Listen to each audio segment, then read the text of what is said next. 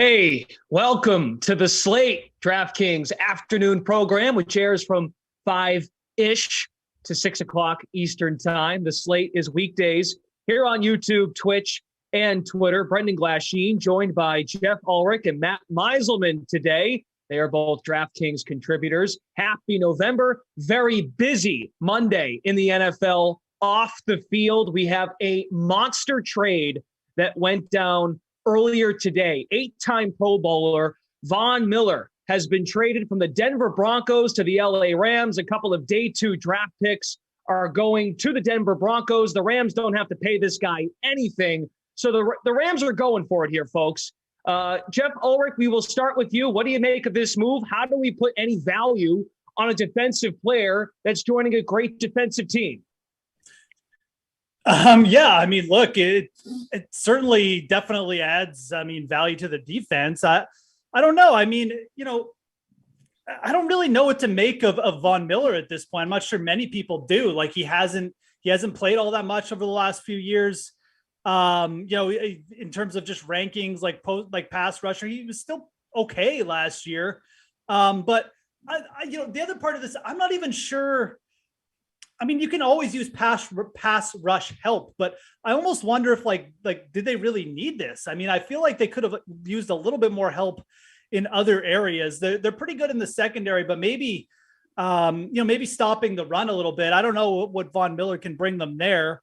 But when you can add a guy like Vaughn Miller, it's not a bad thing. I'm just not really sure how much he has left and how much of an upgrade this is.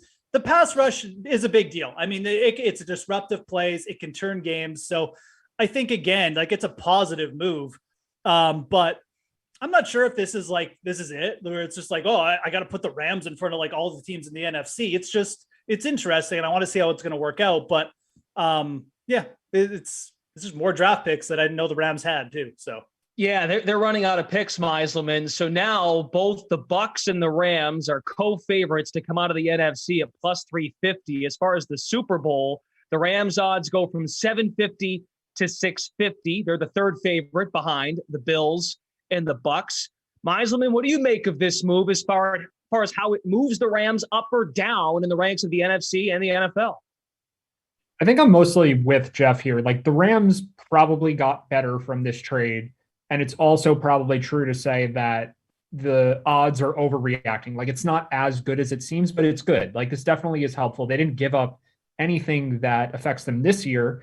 So we could debate whether it's worth trading picks for this kind of player just for future purposes. But for this season, they got another asset, which will help them. They didn't give up anything off their active roster. So yeah, they probably are a little bit more likely to make it to and win the Super Bowl this year. I think part of the reason the odds are moving, though, doesn't have everything to do with Vaughn Miller. We also have a Kyler Murray injury that could keep him out against the 49ers, and that would make the Rams a lot more likely to win the NFC West. So I think that could be part of what's going on odds-wise. If you want to say the odds have moved partly because of Vaughn Miller and then partly because of this Murray injury, I think that adds up to make sense. So I'm looking at this more in a big picture sense there. And then also this says a lot about the Broncos, who started off the season 3-0. I thought they looked really good. But those wins, now that we look back at them, it's oh, wait, that was the Giants, the Jets, and the Jaguars. Maybe we shouldn't have been so excited. They finally got another win. They beat the Washington football team. They had lost 4 games in a row before that. So maybe this Broncos team isn't that great, and they're 4-4, but they're not that optimistic about their outlook this season. So it kind of makes sense they would move on from Vaughn Miller and take some draft picks. I remember doing this show when they were 3-0, and we saw odds are in the plus 200 range for them to win the AFC West. And we were wondering, should we take the cheese on the Broncos? And as it turns out, they're kind of a fraud bunch.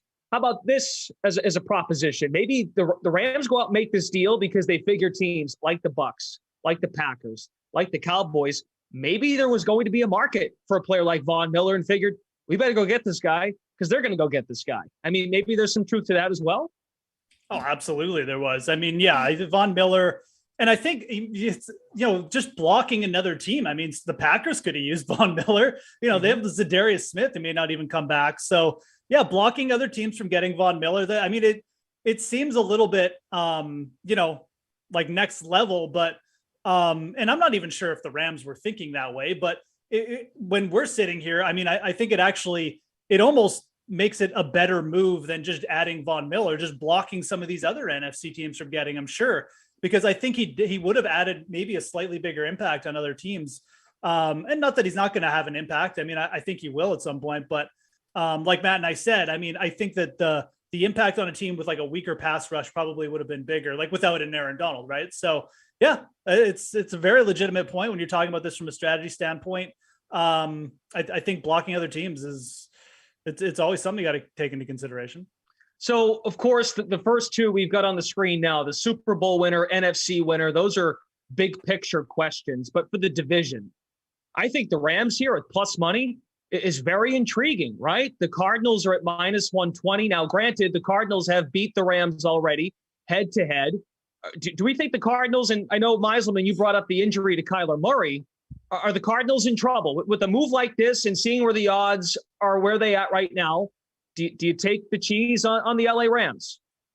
So I think it depends if Murray plays. Like, the thing that happens with odds and with injury situations, and we just saw this with Dak Prescott, the odds will move before confirmation comes, at least with quarterbacks. Like, it's such a high profile thing, and usually someone's leaking information somewhere. The odds will start to move before we get the final injury news, and it'll be usually like a hint that maybe it's going one way or the other. Like, Dak was a game time decision last night, but the Vikings line had already moved by like 7 points by the time he was ruled out. Like, the odds makers kind of knew he wasn't going to play. That may happen with Murray, but I think futures odds, the point here is that futures odds don't react in the same way. They're a little bit slower. So for me, like, if Murray gets ruled out, you probably can't get the 49ers against him because it'll be too late at that point. But I think getting the NFC West for the Rams, if Murray's injury looks more serious, then I think that's where you take a shot on the Rams. But I don't really like the bet that much if Murray's healthy. I do like it if he isn't. So it really is just a contingent thing where, like, I still think the Cardinals are in the driver's seat even after this trade, as long as their quarterback is healthy. So, and Geoff said this too, the Rams next year in 2022, no picks in the first round, second round, third round, or fourth round. They do have a fifth round pick. And they do have a seventh round pick, and they have one coming in from the Dolphins. So they're, they can always, second, third, fourth, and sixth. They're gone for now. It's like, I don't think it's that big a deal. I mean, I know that, you at some point you'd need some draft picks to restock and stuff, but like, they can make moves, they can make draft day moves to move players out they don't want for more draft picks. So I'm actually fine with the Rams strategy. Like, I agree. The NFL, to me, it's a win or go home league. Like, you need to strike while the iron is hot. We've seen teams just blow opportunities by not going all in. So I know you have to build properly, but like the Rams' time is now. Maybe this catches up with them eventually, but if their superstars stay healthy and stuff, and they can maybe poach a couple other guys. I mean, who knows? So I'm fine with the strategy, but yeah, it is kind of funny. They don't have many deficiencies. And the argument I would make is when they draft guys in 2022 in this Matt Stafford window, they're not going to play, right? Like, these picks if they pick a guy in the third round where they might need some help at a position, maybe offensive line to get some depth there going forward, they're not going to play. You know what I mean? Like, they've got every player, or you could pick a player or two from each department of the offense and the defense, and they've got enough there as far as ready-made starters. So I don't hate it either. I think they've got to go for it, and the conference is so loaded. We've come to find out there are a lot of teams. There are five or six teams that could come out of the NFC and be a threat. Okay, I think we did a lot of Vaughn Miller there, so this better go well for the Rams because we gave them a lot of credit for that and a lot of time on this show. We do need to get to Monday Night Football. We will do that next. We will also look ahead to later in the week 9. Lots of news going on with Derrick Henry, which I think now we've had a half a day here to let that news process and see what we make of it as far as what the Titans look like going forward and what they look like this week in a game against Vaughn Miller and the Rams on Sunday night. That should be a good one. And also Jameis Winston is out for the year. Trevor Siemian's $5,400 this week on DraftKings against the Atlanta Falcons. I think that's kind of interesting. So we can certainly dive in. How about tonight? The story is Kansas City. Are we done? Geoff Ulrich, are we done with Kansas City? Are we burying Kansas City tonight? What's happening? Oh, are you asking me to call for the upset for the G-men pull off the... You could say the Chiefs are going to cover, but I don't know who can have confidence in that right now. Who can have confidence in the Chiefs covering 10.5 points? I mean, I don't think you should have confidence in the Chiefs covering 10.5 points. One thing I actually didn't do is look at the handle in this game. So I don't know which way the public is actually betting. And maybe that's just me being so overconfident in the spot that I really do think the Giants are a good bet at plus 10.5. Surprised this line hasn't dipped down, and people are just like kind of jumping off board because it does feel like we've reached that point with the Chiefs. But maybe part of that is people just don't want to believe in the Giants either. Daniel Jones coming off 3 straight really lackluster games, but again, he hasn't had the wide receiver help. No Saquon, and they were still able to beat a team in Carolina last week that most people were just like, they didn't give them a chance to beat. So I don't think the Giants are a great team or anything, but like the Chargers weren't a great team either, and they beat the Chiefs straight up. There's other teams like that, right? So yeah, 10.5 points. A little bit fearful that it's on the road here, I guess. Daniel Jones maybe reverts to his fumbling self, but like this is a lot of points, man. Daniel Jones to me too, maybe just getting not enough. I don't know if he deserves credit, but he really hasn't played that bad when he's been healthy. He went on the road and beat the Saints straight up. Had a really good game there. So like I think with Sterling Shepard back, Pettis is getting involved. Hopefully Tony's back too. I really do think the Giants can cover this, and I mean I'd much rather be on that side. Yeah, I think I'm not going to call them for the upset again. They're probably the Giants. They'll find a way to lose. But yeah, I do like the Giants at plus 10.5 tonight. Again, I'm surprised this line hasn't dipped down. Meiselman, what's your take on this? I know you like looking at the futures as well. This might be a night. Say Kansas City does win, gets to 500. And with the Chargers losing yesterday, I'm not sure what we make of the Raiders coming up a bye week, but maybe this might be the opportunity to get the Chiefs at plus 1,200 to win the Super Bowl, plus 650 to win the AFC. They're plus 225 to win the division. The Chargers are still the favorite at plus 125. How do you assess this game tonight? So first of all, we talked about this team last week. I think the Raiders should be the favorites in the AFC West. I think all those teams are pretty close, but like the Raiders aren't getting enough credit there. I don't really believe in the Chargers very much. But I don't believe in the Chiefs a ton either. Like, I think taking a shot at them futures betting wise, like conference and Super Bowl, is the best way. Like if you want to buy in on the Chiefs, maybe riding the ship, like that's where you do it, because I think that the regular season is too short for them to really have a high enough probability to put together a win streak and win the AFC West. I think it definitely could still go to one of these other teams. But I also think the line for tonight's game is just like, it's just fair. The Giants aren't good. Like the Giants are probably a below average team that didn't get enough credit against the Panthers because I'm not really sure why. Like, I'm not sure why, because the Panthers aren't a good team. So I don't really know what was going on there. Like I was on the Giants as an underdog for that game just because I don't think the Panthers are very good. It's not because I'm a believer in the Giants or anything like that. So 10.5 just kind of feels right to me. If anything, I think that the over is worth looking at. Okay. The Chiefs defense clearly isn't very good. I think that a lot of what we saw in the Tennessee game was just a fluke. Like maybe Mahomes is playing really hurt and Hill and Kelsey, and they're all playing injured, but I think it's more likely that the Chiefs just had a really unlucky and bad game against the Titans, and their offense should be fine. And this is probably like a 31-24 or 34-24, something like that, where they're on the fringe of covering and maybe it goes the Giants' way. But like, I don't have a strong lean on the spread, but I do think the total's interesting. And I think that Daryl Williams is probably the guy in this game who's most undervalued.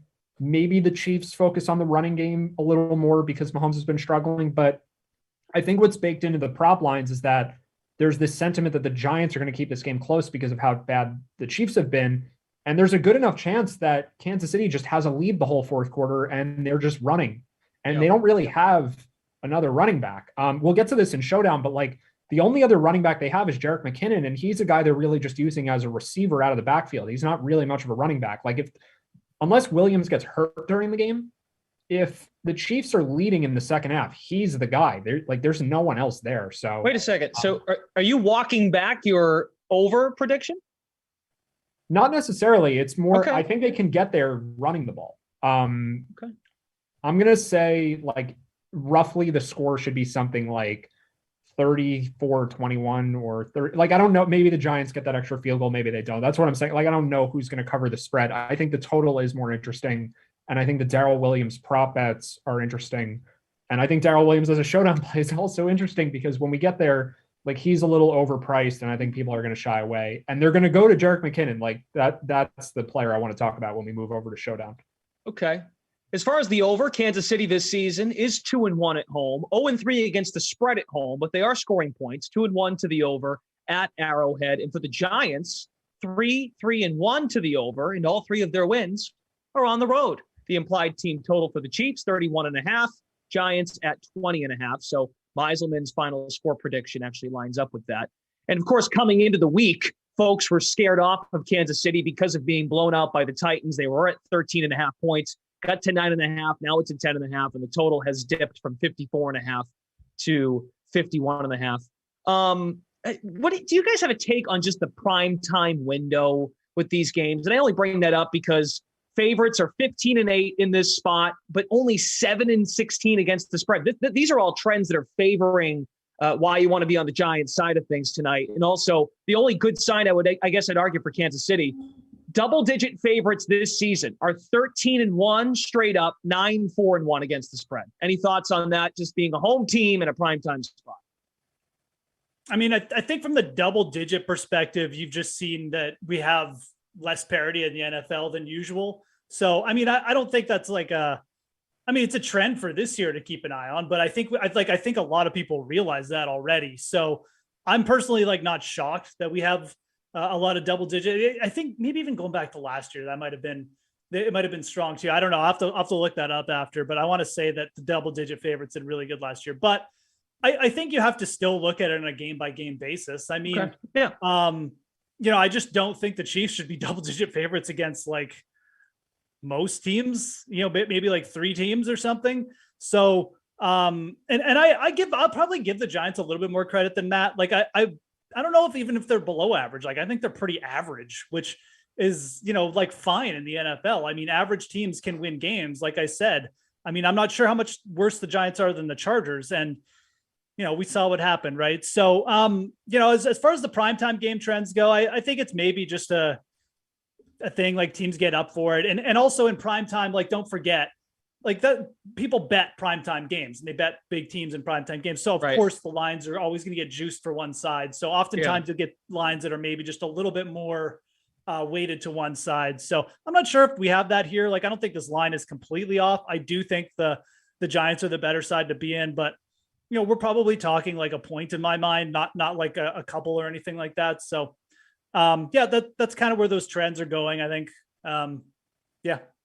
Well, I mean, I just remember us having the discussion, and you said this, Geoff, I think last week or the week before, we're not accustomed to seeing these big double-digit numbers early on in the season. Now, at this point, we're halfway through the year, so it's no longer early. But 2 weeks ago, I think it was fair to mention it was early. And next week, just to give folks a heads up, there's only one game that has a double-digit point spread, and it's Thursday when the Colts are at the Jets. It's 10.5 or 10-point spread.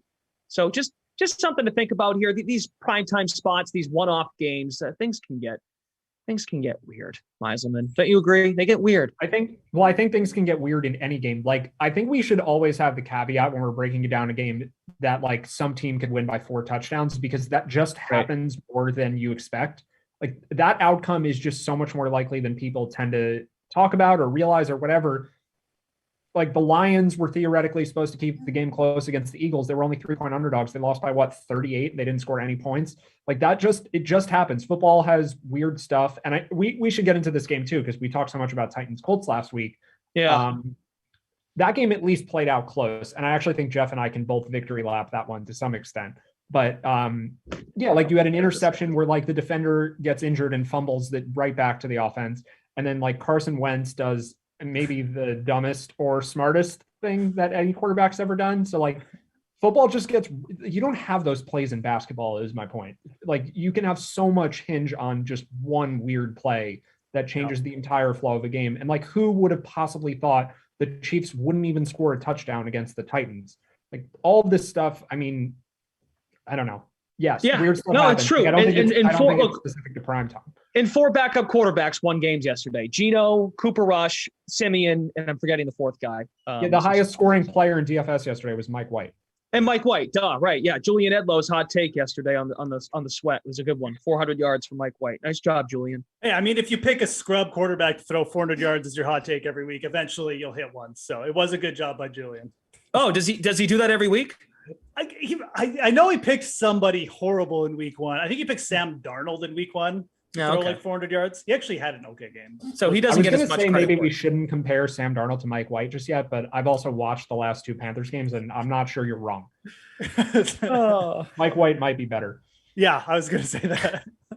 Let's go to the showdown because Meiselman has thoughts, and I find anytime the Chiefs are in a showdown, I am just even like doing the Madden sims, Geoff, like how to handle the big three of Mahomes, Kelsey, and Hill, and just how to maneuver salaries. Do you captain one of them? Do you decide, all right, let's play one of the kickers and then get all 3 of them in there? Like I'm fascinated every time. And more so this situation because, well, they're coming off a game where they scored just 3 points. And they're discombobulated on both sides of the ball. Patrick Mahomes is showing signs of what his issues were in college, of how he can get a little freelancy and doesn't necessarily have it all stapled and put together. Meiselman, we'll go to you first, though, because you have a take on the running game here for Kansas City. Yeah, so I'll be clear this time. This is chalk that I don't want any part of, but here's what people are going to do. You're going to scroll down and you're going to play Jerick McKinnon for $1,000, and then you can fit whatever you want. And I think that's what you think's going to happen. I think that's what people are going to do. I think there will be at least a few % of lineups that play him in the captain spot, so you can play literally everyone. But I think a lot of lineups, maybe 30-40%, are just going to play him in the flex, and then you can captain Mahomes or Hill, and then you can still fit like players you're relatively comfortable with. McKinnon is underpriced. The Chiefs have 2 running backs. Daryl Williams is probably going to be on the field 2/3, 3/4 of the plays, if not a little bit more. McKinnon, when he's out there, like he got 4 targets and 2 catches last week. There's potential for him to wind up with a long play where he ends up with like 7 or 8 points. And he just makes it so easy to fit these other studs in this game because, like you said, when you have the Chiefs, you want to play Mahomes, you want to play Hill, you want to play Kelsey. You actually can do that if you just play a $1,000 backup running back. So this is the route that I don't want to play. Okay. But I think... And it's mostly just because this is what everyone's going to play. So I'd much rather just pick 1 or 2 Chiefs players and then just go with Giants for the rest of the lineup. Oh, which one you're going to captain? Okay, so if everyone's playing the backup running back, why not get the leverage there and just play the starter? Like I think this could be a big game for Daryl Williams. Okay. This is my guy for tonight because you have a team with a 10.5 point spread in their favor. And you're going to have a contrarian starting running back. Like it's a very weird thing. And if the game goes according to like what the odds suggest, Williams could end up with 20 plus carries and could easily be the highest scorer in the game. So I think this is like, to me, there isn't always a very easy and obvious way to play a slate where you're leveraging the field. We can debate the other players in this game, but like, starting your lineup with Daryl Williams and not Jerick McKinnon, I think, to me, is the way to get the biggest advantage on the field tonight. So if you get the Daryl Williams we saw 2 weeks ago at the Washington football team, you're going to win a lot of money tonight. Possibly. That would be nice if they do. Yeah, I mean, he does 20 carries, 21 carries, 62 yards, and then 2 touchdowns. Yeah, he doesn't have to be efficient, but this is also like, this is not that hard of a matchup. The Chiefs have played a mix of good and bad defenses. I think it's more just like the way that the pricing breaks down. Williams is pretty expensive. Like I think we'd probably all agree that $9,000 when Travis Kelce's only 10.6 and Hill is 11K, like those are much better fantasy players than Williams. So I think that's just going to scare people off where they're like, I'm not paying $9K for this guy when I can just go $2,000 more and play Tyreek Hill, who is way bigger upside. But if the game goes like the way that Chiefs games haven't gone lately, although I shouldn't say that because they did win pretty convincingly against Washington. Like that wasn't, there is a good game sandwiched in there between their last 2 bad ones. Like the Bills game, you could write off a little bit because of how bad the weather was in the second half. And they basically have had one, and the Bills are also a really, really good team, arguably the best team in the NFL. There really is just one terrible game in there last week. Like, that you don't have an excuse for. To me, like the Chiefs are fine. They probably get a lead and Williams probably does really well. Some other notes before we go to Geoff's thoughts here. No Saquon Barkley today. No Kenny Golladay. 2 players that are questionable are both receivers, Kadarius Toney and Sterling Shepard. Shepard's played just 1 game over the Giants' last 4, and Toney is shaping up to be a game time decision tonight. Again, he is questionable. Geoff, do you have any interest in the big three as a captain's play? Or, as you had mentioned off the top, you think Daniel Jones is playing decent football here. So do you look at Daniel Jones or one of these receivers as a potential captain's play?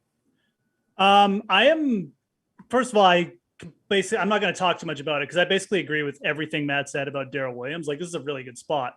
We have an example of the Chiefs playing a weak NFC East opponent 2 weeks ago, and he scored 2 touchdowns and he got 21 carries. Right. Jerick McKinnon's touched the ball like 5 times over the last 2 games. So, let everybody play Jerick McKinnon. Why? Hold on a second. If he's only touched the ball 5 times in the last 2 games, why do we think he's going to be captain tonight or played? Because there's no other options. And because, like Matt said, he's still taking snaps. So people are kind of hoping. He's like, well, he's out there. Daryl Williams isn't that good, which is a fact. Yep. Maybe McKinnon will get some touches. And the other thing is, like, you look down there. The one thing that could throw a wrench into this plan is if Kadarius Toney doesn't play, because then John Ross at 1,200 could become a thing. People say, well, there's another fast guy that they can just throw to, and that actually would be a thing. Even if Kadarius Toney was active, I think I'd still rather play John Ross and Jerick McKinnon and just go for the 70-yard touchdown on like 10% of the snaps or whatever he's going to play. But anyways, that's why people are on McKinnon. Like, he's out there. People know he's still going to be out there. And even if he only gets 5 touches, they're just hoping, well, okay, or they're hoping maybe for like an in-game switch or something. So it's not like the worst idea, but like Matt said, if everyone's playing it, like, just play Daryl Williams. Daryl Williams is Andy Reid's guy. He's his boy, man. Like, everyone's like, oh yeah, like, why don't they draft in these fancy running backs? And Andy Reid just keeps playing Daryl Williams as the backup. He is going to get 60% of the carries against a bad Giants rush defense. They're 10th worst in the league in yards per carry. It's a good spot for Daryl Williams. The projections on him I've seen all very strong. I like that play a lot. I think that also, if you captain Daryl Williams, you could think about fading Mahomes, going with Daniel Jones, and then using like Kelsey on the other side with the idea of, well, if there's going to be a couple rushing touchdowns, maybe Mahomes just has maybe gets 300 yards, but he only throws like 1 touchdown. Maybe Kelsey racks up some total. You save some money there. So a lot of different ways to think about it if you're captaining Williams, but I think Daniel Jones also viable. This is a player, again, coming off 3 poor games, but some of it's game flow induced, some of it's injury induced. And, again, outside of those 2 weird games, he's run for over 27 yards in each game. Like, this is a guy who can rack it up, who can get in the end zone with his legs too. Giants don't have a real running back there. So Giants average 39 pass attempts per game. I like Daniel Jones a lot. And I like, he's easy to stack with some of these receivers too.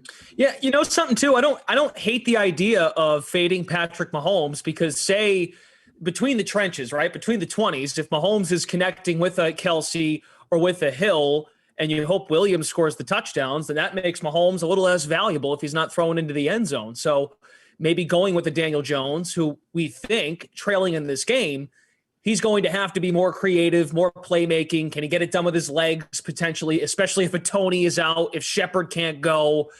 Daniel Jones might be running for his life and improvising more than ever. But if the Chiefs can control the clock, maybe it is a spot to fade Patrick Mahomes. I think you got to get one of the 2 in there, though, right? Who would you rather play, Jones or over Mahomes? We're all speaking the same language. I think, I agree with just about everything you guys are saying here. I don't think Mahomes has to be a fade, but I do actually prefer Daniel Jones to him also, just because it depends on the lineup you're building, but if you're building one that's dependent on Daryl Williams having a big game, then you're less dependent on Mahomes having a big game. I like the spot for Travis Kelce. I think you could go Williams, Jones, Mahomes, though, leave out Kelsey and Hill, and then just fill out the lineup with, maybe in that lineup you play Mecole Hardman, and then you play like Slayton or Shepard or John Ross. Like, I don't think that's a bad call at all. Toney, if he's in, I think is a pretty good play. And then I do think it's viable to just play one of these Giants guys with captain also, and then just have Williams in the flex. There's nothing wrong with expecting Daniel Jones to run for a touchdown, throw for 1 or 2 touchdowns, and the Giants are still losing because the Chiefs just score so much. And then a lot of that just goes to Daryl Williams. So, I think there's a lot of ways to do this, but the bottom line for me is I basically want to play Williams and one other Chiefs player, whether that's Mahomes, Kelsey, maybe Tyreek Hill, and then just have more of the Giants, mostly because I just think most lineups are going to have 4 or 5 Chiefs players with Mahomes, Hill, Kelsey, maybe 2 of the 3, McKinnon, and then maybe it's Hardman, maybe it's Chiefs defense, maybe it's a kicker, whatever, but something like that. And going with a primarily Giants lineup is likely to be very contrarian for most tournaments.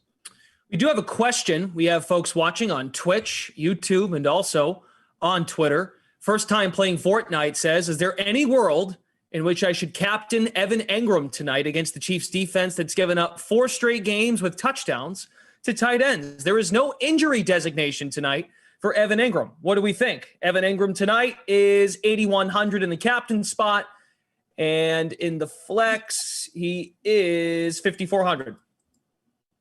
So I'm not going to say it can't work. I don't love it just because of how healthy the Giants are at receiver now. They're likely just missing Galladay. So the chance for Engram to have a lot of targets, it just doesn't seem very high. And then he's not really getting red zone work either. But again, he's not expensive. So like, it's not crazy. If you're playing like the millionaire contest, I think it's viable there. Otherwise, I probably wouldn't do it. Geoff, you have a thought? Yeah, I think Evan, I don't know what his, I have thought so little. I used to be a huge Evan Engram truther. And I mean, he's a plus athlete and stuff, but I've thought so little about him this year because quite frankly, he's just like, he seems to be just getting phased out of this offense as like the big play guy. Like they used to throw to him downfield. He had 8 targets and 44 yards on 6 catches last week. Like they're not really there this year, but it is football. I mean, this could happen all of a sudden. So I think he's a good flex play at that price. Like, I don't think he's overpriced. You worry a little bit that like the targets are going to be there, but like these guys are banged up and Daniel Jones should throw 40 times in this game. So I think he's a good flex play. I don't know if it's going to be there for captain.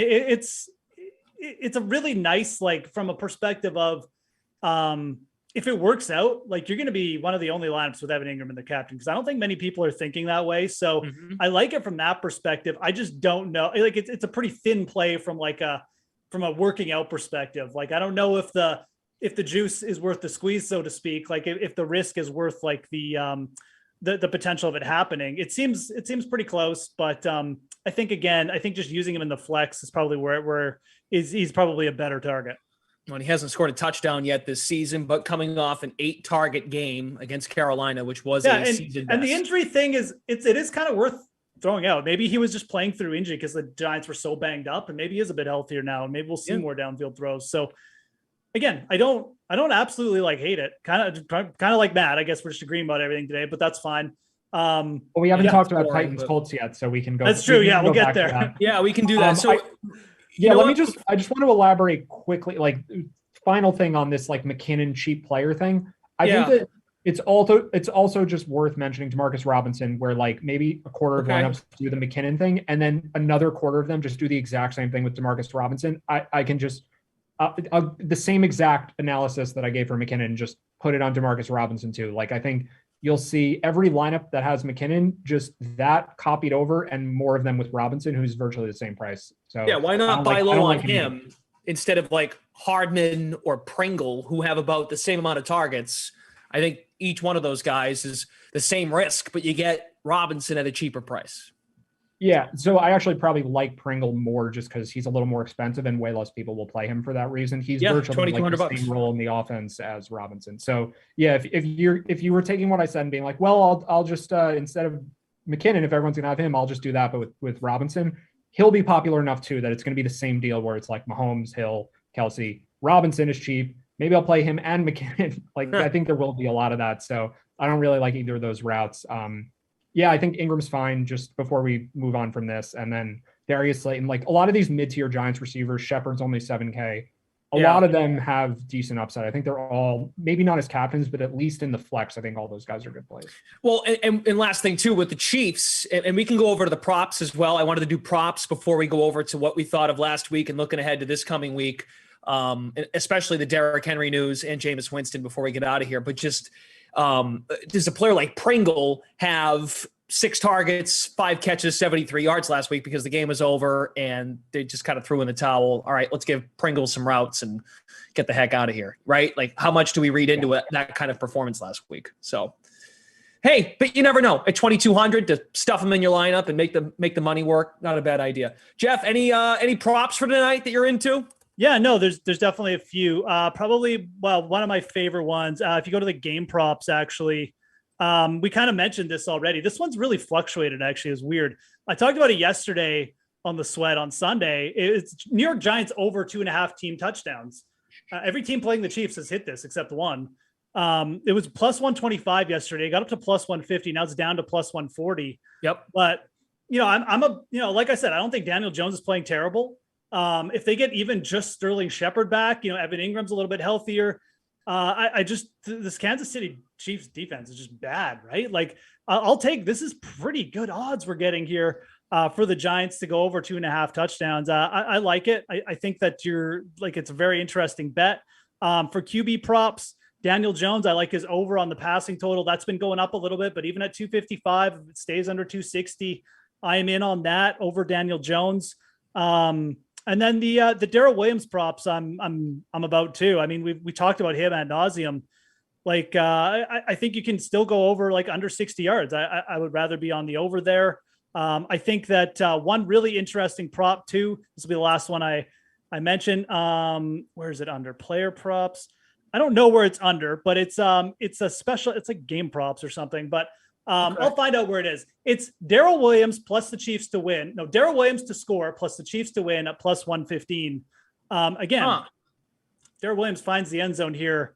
The Chiefs are plus 10.5 or minus 10.5 favorites. Probably going to have a good chance. So you're getting plus money there. Weekly specials, maybe? It's in there somewhere. I'll find it. You talked to me. I'll find it. Good deal. Well, that's a lot. That's a lot there. So that's an interesting one too. I really like that one. The Giants over 2.5 touchdowns, Meiselman, because we figure if we're going to get over 51 or the total's at 52, if we're going to get to that 52, we figure, and your final score would actually hold to that, right? Because you're thinking maybe we're asking for 3 touchdowns out of the Giants. That's how we get our 21, 22 points. And then the Chiefs getting their 32-ish. Yeah, that is under touchdown props. Sorry, guys. It's under touchdown props. Daryl Williams plus the Chiefs to win. Yeah. The way I kind of see this game going, though, is the Giants are losing like 34-17 on the last drive. And it's like, do they get it or not to cover the spread and hit the touchdown over?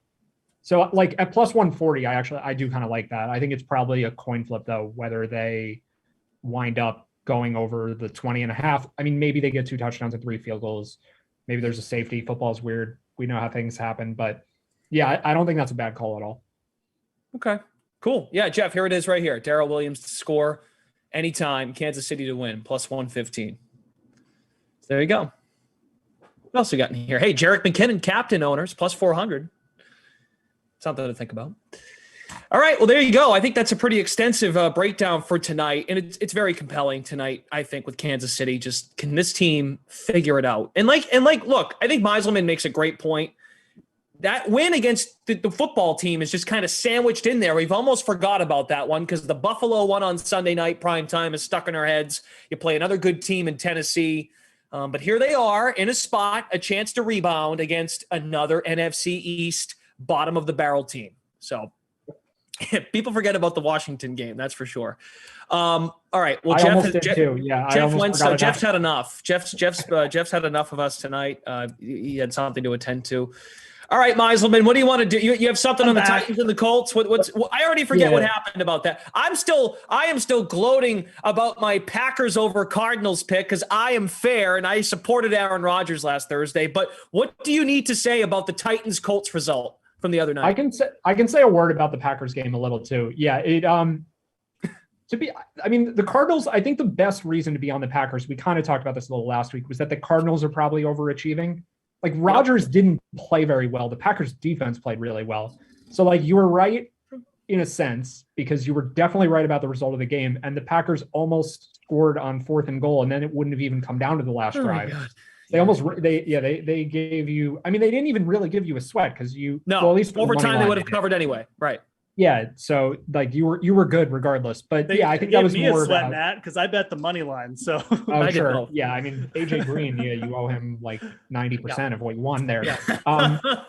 So yeah, the Cardinals didn't look good, and I guess like the Packers, if you guys deserve credit for, and where I'm wrong on that game was Aaron Jones played so well, like I didn't give him enough credit most likely, but for the Titans, yeah, obviously we have this Derrick Henry news. We talked about Titans Colts last week, and at the time, I was saying the Colts should be favored. They were +1 and they wound up moving to -3. So like, that's where I'm taking solace in the fact, like the line moved 4 points. I know I didn't predict Julio Jones wasn't going to play. I think that had something to do with it, but that wasn't the whole like Julio Jones. No, Julio Jones has been trending down the last couple of weeks anyway. That to me didn't mean anything. Right. And if Devontae Adams is only worth 2.5 points, Julio Jones is not worth 4 points. So like that wasn't what moved the line. But obviously the Titans won the game and Carson Wentz did Carson Wentz things. And like, yeah, I mean, it's hard to say the Colts deserved to win. Like they didn't. They got out to a good start and then they just did a lot of really stupid things. So I guess like the only thing I can say as far as like being right about the Titans, that the Colts were -3 when the game started. And I thought it was a good bet at +1. So aside from that, I was pretty much wrong about everything that happened in that game. Before I let you guys weigh in on it though, like this is very annoying for me that Derrick Henry's out now, because now everyone's going to be saying the Titans are dead. And like, they're not. I already thought they were overrated. Now they may be underrated because Derrick Henry is a running back that doesn't catch many passes. And like, I just don't think he matters. Like, that's kind of my point on the Titans. Good job, Meiselman. Good job. Right, the like, running back does not matter that much. Good job. It's someone with Titans futures too. This guy. Right. Like, you're not that worried that Henry's out, right? No, see, I was this morning, but then I took a second to think about it. See? And it's the same conclusion. Like, Jeremy McNichols isn't bad. You know, like they can get guys and still run play action. You can still run play action if Derrick Henry isn't your running back. Yeah. And the other thing is, like, he's not out for the year. I mean, he's probably going to come back right at playoff time. So great. Dude, wait till the Titans line goes down more. Yeah. I mean, let's get some, I hope they get smoked next week by, I think it's the Rams. No, I think this team still has AJ Brown. They've still got like people who can make plays, and it kind of just played out that way. Instead of Derrick Henry making the big plays, was AJ Brown last week against the Colts. So I'm still in. I was a little despondent this morning, but might only just lead to more betting from me. I mean, a week ago today, we did this show, and you could get the Titans to win the AFC at +800, +1,800 to win the Super Bowl. Those were the same numbers we saw in August. And today on the DK Sportsbook, they're at +700. So that takes a 100 dip. And then to win the Super Bowl, +1,600. I mean, the odds are still pretty darn good if you go get them now for the Titans. And the only team they're behind in the AFC are Buffalo and Kansas City. Yeah, and that part of the reason is because they're basically just locked in to the division win right now. Like they'd have to, So we're not giving the Colts any chance, right? Because that's the other thing, Geoff, right? Never mind the fact that they can take their time with Derrick Henry because they have such a big lead in the division. That win yesterday, they're 2-0 against them this season. So they've got the season series against the next best team. The Jags aren't catching them. The Houston Texans aren't catching them. So the Titans can basically cruise here as long as they win the games they're supposed to, win their division. You'll get Henry back and ready to go. Go Titans. We got this locked up. This is exactly how we drew it up. Wow. I do think the division's over. Like, I don't actually want to.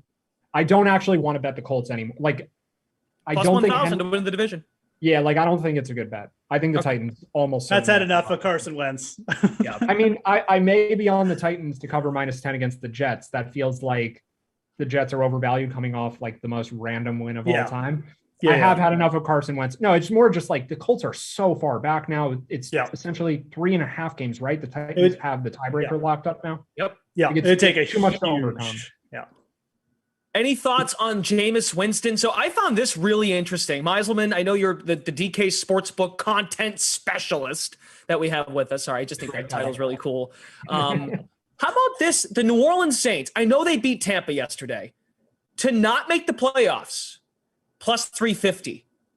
I find that interesting. -500 to get in. I think that's probably a decent bet. Like, I don't think the Winston injury is a huge deal. The Saints are not good because of quarterback play this year. No, they're good because of their defense and offensive line and Alvin Kamara. Like, that's basically the reason the team functions. Winston's fine, but like they're probably going to do the 2 quarterback thing now, right? With Taysom Hill coming back and just like play both of these guys. It's just, I think they're probably being overvalued just because of how well they played yesterday. And I think they probably make the playoffs, but +350 is probably a little bit too high. I think there is some value there.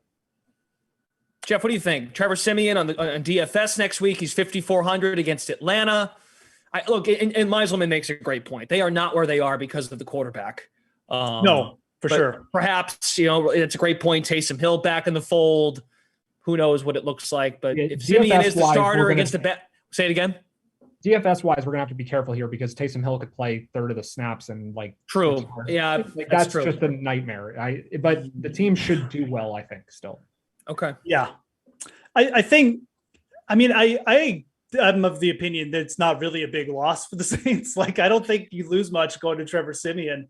And I'm not trying to build up Trevor Simeon. I just have never had a big, from a real life football perspective, Jameis Winston to me is one of the worst quarterbacks in the NFL in terms of just getting your team's wins. And I think all the credit this year for the Saints record goes to everywhere else. I really don't think outside of one kind of efficient game against Green Bay where it was just a weird game, he hasn't really done much. I think one of his biggest attributes was just running in the red zone sometimes for them. And that worked out, but I don't really think they're going to lose that much. And maybe I'll be proven completely wrong. Maybe Trevor Simeon is just that bad, but I mean, he's been a starter at points. I recall Denver having a little bit of success with him. I just don't think it's going to be that big a loss. Matt is right. It's probably they're being propped up a little bit, but I don't even hate looking at them to win the division. I mean, I think you could think about that. Plus 300. That's not a bet I'm going to make. I mean, I think this is just a team I'm just letting play out. I'm not really interested in them at all, but it's just interesting that I don't really think it's that big a loss. I think that, and I also think Taysom Hill is going to be the starter. I think it's a good thing for this team. This is how they play. They play slow. They run the ball. Just let Taysom Hill run the ball 15 times. You'll probably win at least 500 the rest of the way and make the playoffs. So looking at their schedule really quickly, they play Atlanta 2 more times. They play at Philly. They've got the Jets, the Dolphins. Panthers are bad at home. They're probably going to be okay. And look, I think Sean Payton's fantastic as a coach. So he'll probably coach him up, keep him in. They have 3 tough games: Cowboys, Bills, Bucks. Yeah. So if 11-6, there you go. Or 12-5 if they lose those 3 tough ones, and we'll give them 1 more loss. Yeah, they could still win 11 games. 10, 11 games. Should do it, even though there are a lot of really good teams in that conference. I think we're out of time. That flew. Wow. A lot happened in the NFL in the last... Yeah, Daniel Jones and Jerick McKinnon, Daryl Williams. We didn't even get to talk about Adrian Peterson. That's the most important part. Yeah, well, actually, that's a good thought. Any thought on what they're going to? Well, Geoff said something. What's the rookie's name? McNichols. Oh, same. He's not a rookie, but Jeremy McNichols. Yeah. He's a good all-around back. He's probably better than Adrian Peterson. It's probably better than Adrian. But you know what? Adrian Peterson will just do what Derrick Henry did, which is run for 3 yards per carry every game and probably just break off a 60-yarder every now and then. So, like I said, I don't even know how much the Titans team is going to lose. I think that you lose some of the big plays, but that'll be back for playoff time. Yep. The running back doesn't really matter. And that's no disrespect to Derrick Henry. It's no disrespect to Derrick Henry. It really isn't. It just doesn't really matter. Before we jump off, it's not that running doesn't matter. It's that the running game is very dependent on the 5 people and sometimes more people that block for the running back. The running back is only one tiny part of the rushing offense. He may not even be the most important part. You could argue the center and the guards are more important. Yeah. Whereas in the passing game, pass protection is not it's not as important if the quarterback can just do a quick route, throw to the receiver. The skill players matter more passing. Running, it's running back is just one little piece of the whole puzzle. So it's not that running, it's just that it's one guy who just his role is not that big of a deal. But he makes it look cool. That's why. It looks more important than it is basically. I mean, I agree. The main thing is if Tom Brady can have a career year at whatever he is, 65 years old. Yeah. Adrian Peterson's only 36. So, Yeah, it's in the cards for AP as well. All right, we've run out of time. Thank you to Geoff Ulrich and Matt Meiselman. Great show today, everybody. A lot of news, of course, today. Meiselman, you're back tomorrow. I think we'll have Chirag here as well, breaking down everything in the NBA. Big slate in the NBA tonight as well. But we will get to the NBA tomorrow on the Tuesday edition of the slate. Thanks to Eamon, also Tom from behind the scenes. The Sweat is at 11 a.m. You can catch it on Twitch, YouTube, and on Twitter as well. And we'll be back here tomorrow around 5 after the 4 o'clock Madden Sim. Thanks so much for watching and hope to see you again soon. Bye.